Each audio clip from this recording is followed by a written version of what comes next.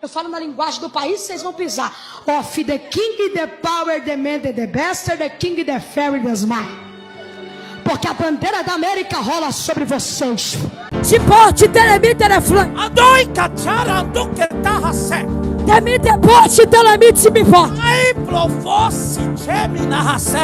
Eu abro aquela porta. Andaka chopri hasia chobriha. Fecho uma cova. Andaka chaya sebria fa. O meu sangue vai na porta dela. Ovideke duque teke tocata. Okiteke duque sique tecata. Ofiteke pacatoque tequete. Ovideke duque teke pacto. Ocatataraca tecata. Eu vou fazer uma sugestão para vocês. Eu sou muito do pragmático. O pastor me falou assim, o tempo. Eu estou notando que parece que vocês estão gostando de fazer as perguntas aqui. O que eu trouxe de tema para vocês, eu trouxe um tema que eu posso falar em 5 minutos ou 2 horas.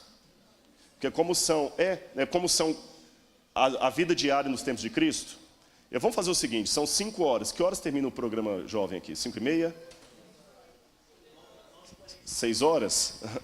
6 horas? Se a gente fizer o seguinte, pastor, vamos levar mais 15 ou 20 minutos de respostas, e depois eu fecho. Coisa ou está muito... O assunto é mais relevante, né? Então vamos terminar com essas 3 perguntas aqui e fecha. Não entendi? Entendi. O pastor preocupado porque muitos receberam o convite para virem para ouvir sobre a vida diária dos tempos. É que tem até criança com a mão levantada, e eles ficam impressionados, sabe? Vamos aqui. Tem uma aqui, vamos deixar você falar também, tá? Eu prometo que nós vamos cobrir. Vamos terminar aqui com esses 3 aqui. Vai ter criança, pastor, querendo participar. Aí me quebra. Eu não consigo dizer. Sabe o que é? Jovem querendo participar. Entende o ponto? Mas é o seguinte, eu prometo vocês que eu vou tentar o impossível aqui. Nós vamos terminar 6 horas e vocês vão ter o assunto que eu prometi. Ok? Tá bom? Mas porque tem criança querendo participar e não gosto de inibir, senão nunca mais elas querem. Vai lá, primeiro.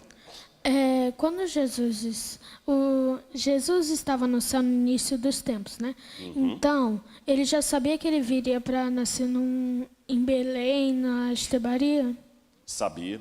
O pai falou com ele. Na verdade, Jesus, quando estava no céu... Como é que é o seu nome? João. João Pedro?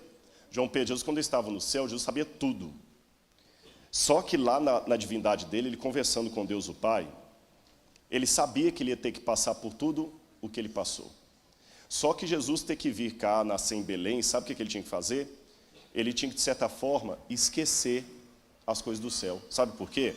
Porque se ele viesse como Deus, ele não ia sentir dor, ia.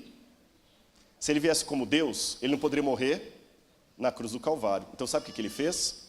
Ele pegou os poderes dele, é como se fosse o meu relógio aqui, ó. Ele pegou os poderes dele de Deus, tirou, deixou lá no céu e veio sem relógio. Eu não perdi o meu relógio, você viu?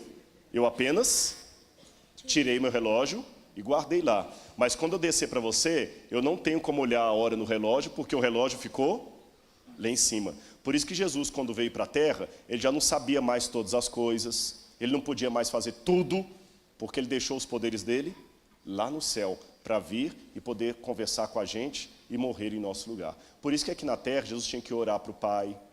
Por isso que aqui na terra ele sentiu fome, ele sentiu sede. E quando ele foi um bebezinho, ele também fez xixi na fralda.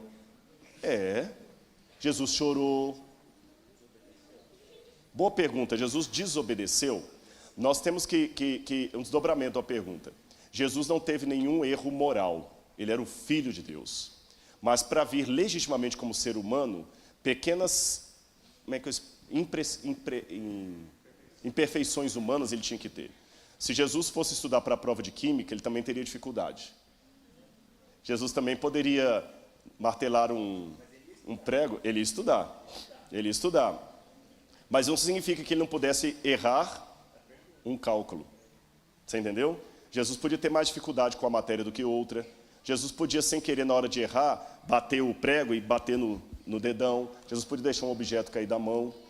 Então, como criança, em que sentido que eu acho que ele podia desobedecer? Como criança, sabe quando a criança está inquieta, que ela quer descer? Jesus pode ter sido uma criança assim também. Agora, ele não teve desobediência moral. Isso não. Entendeu? Respondido? A nossa irmã Tamires assembleiana, ela está querendo saber... Ah, ela que está querendo saber, né? É ela que está querendo saber. Nunca mais ela pisa na igreja adventista depois dessa.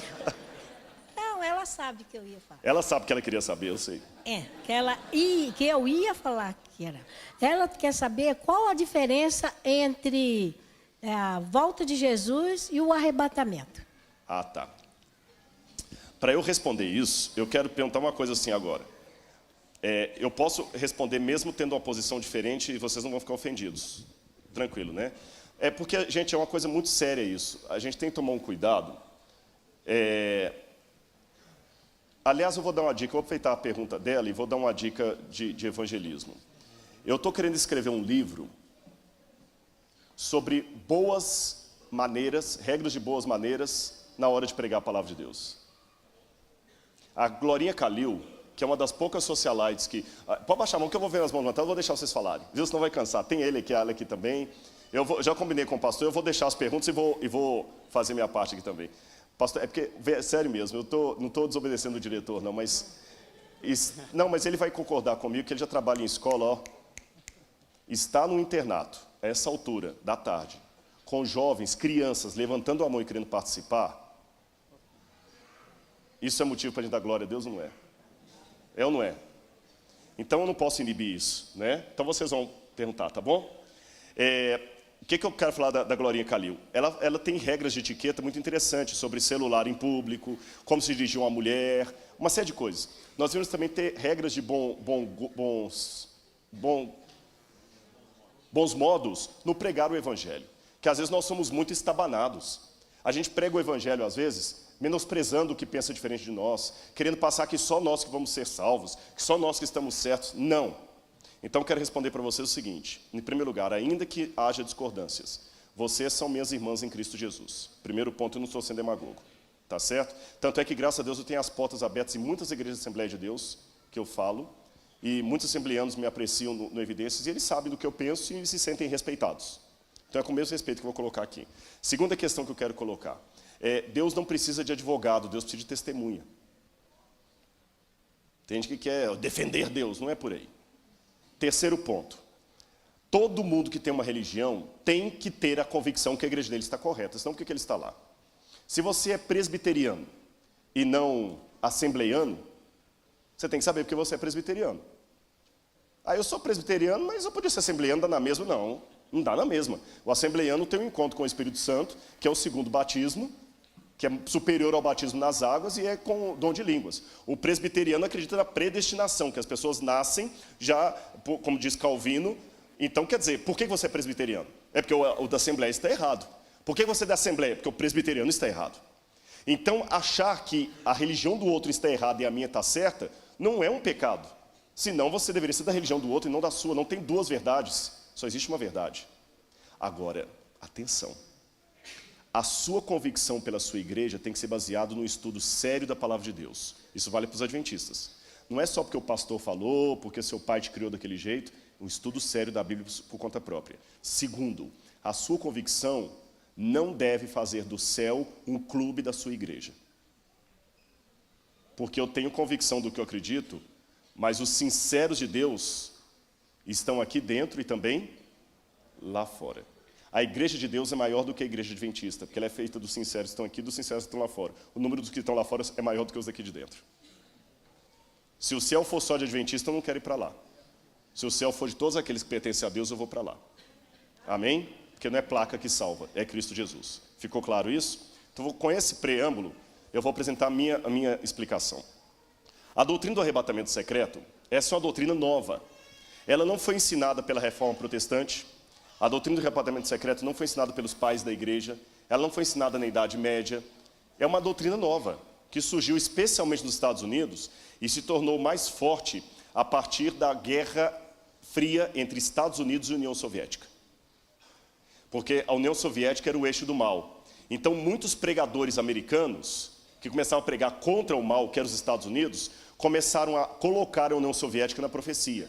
E o anticristo agora deixou de ser interpretado como era por Lutero, por Calvino, por Wycliffe, por os pioneiros da Reforma, e começou a interpretar agora o anticristo como sendo a União Soviética. E o anticristo como sendo um ateu que na União Soviética vai se juntar com a China, e no lugar que é Megiddo, vão fazer um exército para vir contra os que estarão a favor de Israel. E a igreja vai ser tirada da terra através de um arrebatamento. E há algumas passagens que se usam para isso. Uma das principais passagens que se usam é essa aqui, olha. Abra a Bíblia comigo em Mateus capítulo 24. Mateus capítulo 24. Assim, e mais uma vez, para explicar para quem não saiba, o arrebatamento secreto tem autores como Mateus capítulo 24, daqui a pouco eu vou ler o texto para vocês. 24, verso 40 em diante, tá bom? Antes de ler, deixa eu explicar para vocês. Então tem nomes como Hal Lindsey, a Bíblia de Scofield e outros mais que começaram a pregar essa doutrina de que as pessoas vão ser arrebatadas. Jesus voltará de maneira secreta e haverá um rapture, um arrebatamento. Alguns vão desaparecer e as roupas vão ser deixadas no canto assim mesmo. Alguns carros poderão ficar desgovernados e baterão, porque o motorista vai ser arrebatado. Num avião, de repente, algumas pessoas vão desaparecer. Mais recentemente, houve até o filme e livro Deixados para Trás. Você sabe, de Tim LaHaye. É assim que é o arrebatamento secreto. Então a igreja vai ser arrebatada para o céu e aqueles que não estavam preparados vão ficar na terra para viver sob o governo do anticristo. Um dos textos que eles pegam para isso é Mateus capítulo 24, versículos 40 em diante. Então 2 estarão no campo, um será tomado e deixado o outro. 2 estarão trabalhando no moinho, uma será tomada e deixada a outra. Portanto, vigiai, porque não sabeis em que dia vem o vosso Senhor. Só que texto fora de contexto vira pretexto. Vamos ler esse texto dentro do contexto para a gente poder analisar. Entenderam o texto? Arrebatados, então significa que um será tomado e deixado o outro. Quem vai ser tomado? Quem vai ser arrebatado, salvo. E quem vai ser deixado é quem vai se perder. Daí o título do livro, Deixados para Trás. Só que vamos ler um pouquinho antes. Olha o que diz aqui no verso 37. Estão acompanhando comigo? Você de casa está acompanhando? Pois, assim como foi nos dias de Noé, assim também será a vinda do Filho do Homem. Continua com sua Bíblia aberta. Vamos analisar devagarzinho. Assim como foi nos dias de Noé, será na vinda do Filho do Homem. Então está fazendo uma comparação, uma analogia. Certo? Concordam comigo? Uma comparação, uma analogia. Como era nos dias de Noé? Porquanto, assim como nos dias anteriores ao dilúvio, comiam, bebiam, casavam-se e davam-se em casamento, até o dia em que Noé entrou na arca. E não perceberam, senão quando veio o dilúvio e os levou a todos. Quem foi levado aqui no dilúvio? Quem se salvou ou quem se perdeu? O que vocês acham? Vou fazer a pergunta. Quem foi levado aqui? Quem se salvou ou quem se perdeu? Quem se perdeu. Quem se perdeu. E não perceberam até que veio o dilúvio e os levou a todos. Até que e não perceberam, senão quando veio o dilúvio os levou a todos. Assim será também na vinda do Filho do Homem. Olha a comparação. A vinda do Filho do Homem será como os dias de Noé. Porque nos dias de Noé, todos casavam-se e davam-se em casamento, comiam e bebiam, até que veio o dilúvio e os levou a todos. Assim também será na vinda do Filho do Homem. 2 estarão no campo, um será levado, tomado, e o outro será deixado. Pela comparação, quem será levado? Quem se perde. Quem será deixado e quem será poupado. 2 estarão no moinho, uma será tomada, deixada a outra. A gente não pode esquecer o contexto. Ele está comparando com os dias do dilúvio, assim como foi no dilúvio. E no dilúvio, ele explica bem claro, até que veio o dilúvio e levou aqueles que se perderam. Assim também será a vinda do Filho do Homem. 2 estarão no campo, um também será tomado, ou levado, que é sinônimo, e o outro será poupado. 2 estarão no moinho, uma será tomada e outra poupada. Pelo contexto bíblico é o contrário. Quem fica é que foi preservado. Perceberam o contexto? E mais à frente, antes de tudo isso aqui, fala no verso 30. Então aparecerá no céu o sinal do Filho do Homem. É anterior a isso aqui. Todos os povos da terra se lamentarão e verão o Filho do Homem vindo nas nuvens com poder e grande glória. Se a volta de Jesus será um arrebatamento secreto, por que Mateus, antes de falar disso aqui, fala que todos verão e se lamentarão? Ah, mas eles verão porque as roupas... Uma vez alguém me explicou assim, eles verão porque as pessoas vão desaparecer, então eles vão ver que Cristo veio. Não, mas não é isso que a Bíblia fala. Todos os povos da terra se lamentarão e verão o Filho do Homem vindo sobre as nuvens. Parousia, vinda gloriosa. A chegada de uma cidade, exatamente. Não é perceber que ele veio. As pessoas ficavam em parada, vendo para o governador chegar. A parousia tuteu, a parousia tuquiriu, a parousia do Senhor. Então é uma vinda gloriosa e não necessariamente algo secreto. Assim que eu interpreto, então. Tá certo? Mas como eu disse, no essencial unidade, no não essencial diversidade, mas em tudo caridade.